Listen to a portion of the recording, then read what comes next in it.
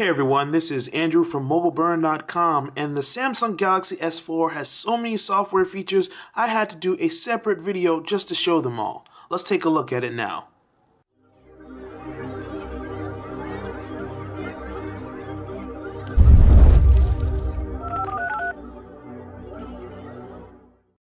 Let's start with the lock screen. Once I start it up, you see the little flash of light, and that's a little thing that follows you around when you go on your finger and you swipe across the screen. You can actually edit what comes on the lock screen. So if I press and hold down, I can add widgets, I can change shortcuts, all other things. But if you want to change the text, you can go here. You can change the actual text, you can change the font, the color that's displayed. So I'll do that really quick and change this to yellow, and then I'll save it. And when I go back, you see the background has changed. Also, if I want to go directly to an app, like let's say I want to launch the camera, all I have to do is tap on the camera and swipe up, and it goes there. When you go into settings for the lock screen, you can change security settings. You can change which apps appear on the lock screen for shortcuts, and you can add widgets and other things. Another great feature about the notification panel is that I have this list of shortcuts of settings that I commonly access that I can get to very easily. I can just swipe through, and the cool thing here is that Samsung has made this customizable and expanded it. So if I tap on the button in the top right corner, I can get to all of the settings that I commonly turn on and off. So if I want to turn sync back on, I don't have to go within a mountain of menus. And what's even better is that if I tap this edit button right here, I can actually change the order of the notification panel. So if you're someone who likes to vacillate between AirView now and then, you can change the order. You can put air gesture towards the top and then sync towards the top. And you can do things like that to easily get it just the way that you like and you prefer. So now that I have AirView enabled, let's test it out for a way. When I go into the email app, I can browse through certain applications, and if I hover over it, it gives me a quick preview of the email. So rather than having to actually browse through the entire message, I can just take a quick look at something, hold my finger over it, and the message will appear. Now, there are several other apps that this works with. It doesn't work with every single app that you download, but there are a few. For instance, when you go into the Gallery app, okay, I hold my finger over. Oh, wait. Okay, I didn't get the thumbnail. So as you see, it's not an exact science. There will be some times when things don't quite go your way. But typically when you hold your finger over it, you get a preview of that folder. All right, let me see if this... And it works for the Picasa folders that you have stored. These aren't actually locally stored folders. Only these are the locally stored images. And it still works when you have sync with your Google Plus / Picasa images. So that's one way of seeing it in the gallery, and it actually works in music as well. So if I hold my finger over music, I can get a preview of the additional information related to that song. Let me see if this... Okay, one final thing I'll show you with regarding AirView. When you use Flipboard, now they say that they have no confirmation that there's going to be an SDK for this, but there will be third-party apps that Samsung works with in order to support AirView. And that's a cool feature because, as you can see in Flipboard, I can get a preview of the articles that I'm going to read, get more information without having to actually go within that section. So no third-party, easily to understand integration yet for AirView, but I have a strong feeling that's something that's going to arrive later.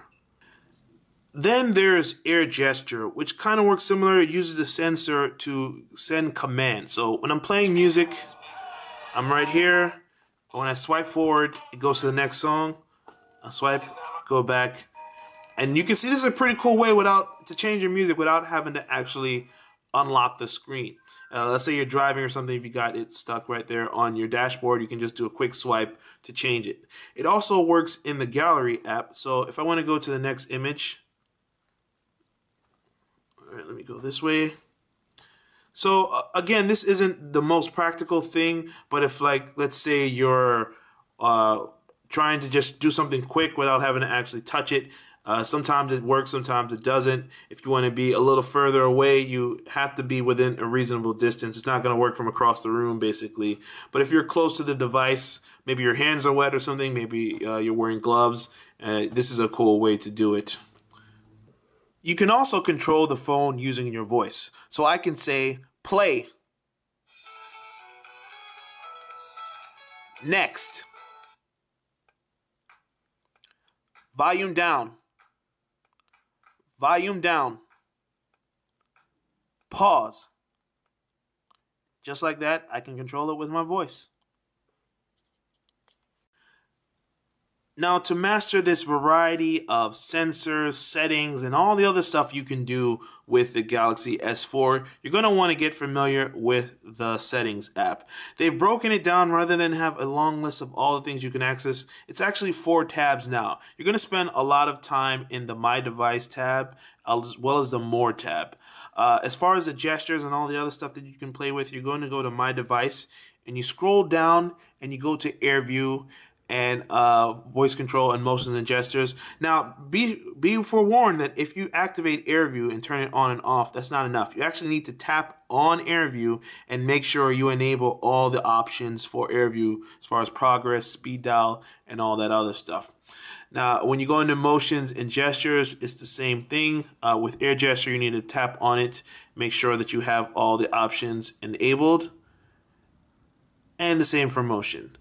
There's one other thing that's pretty cool, and that is Smart Screen.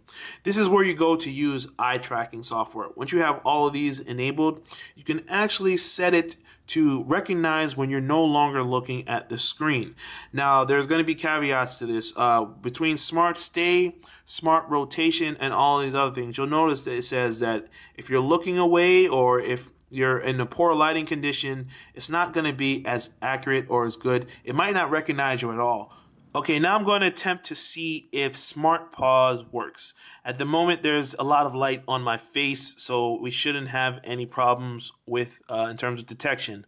So I start playing. I'm looking at the screen. I'm going to look away now. And it recognized. I'm going to look back. And it starts again. As you can see, I'm not pressing play.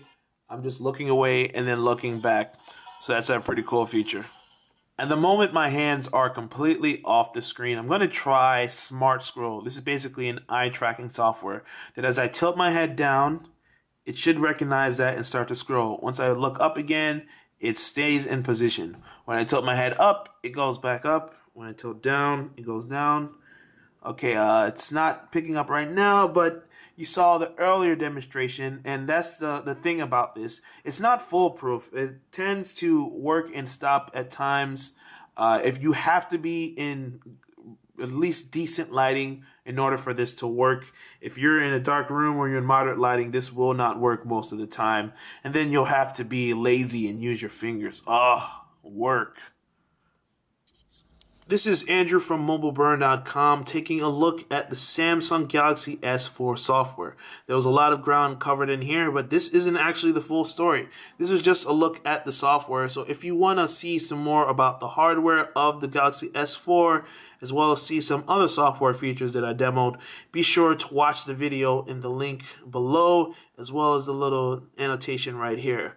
Anyway, this is Andrew from MobileBurn.com. Hope you enjoyed this video, and if you did, feel free to click like and subscribe and share it with others, and come back to MobileBurn.com for some more news on the Samsung Galaxy S4 and other devices that are on the market.